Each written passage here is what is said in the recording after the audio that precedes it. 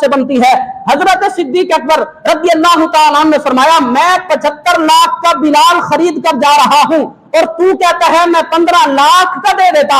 ए उमैया, अगर तू आज अबू बकर सिद्दीक से 1.5 अरब भी मांगता, अबू बकर सिद्दीक बिलाल के बदले में 1.5 अरब रुपया देने के लिए तैयार था।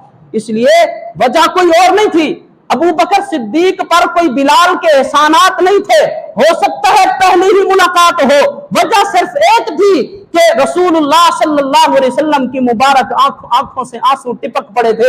नबी पाक सल्लल्लाहु अलैहि वसल्लम को जो हजरत बिलाल पसंद आ गए, फिर हजरत बिलाल की कोई थोड़ी कीमत अबू बकर ने नहीं लगाई। अबू बकर सिद्दीक ने यह सारा कुछ बताकर बता दिया कि जो शख्स महबूब की बारगाह में पसंद हो जाए, जिसको मेरा महबूब कबूल कर ले, फिर अरब खरब लाख करोड़ तो कुछ भी नहीं, अबू बकर खुद भी बिक जाता तो बिलाल को लेकर रसूलुल्लाह की बारगाह में जाता।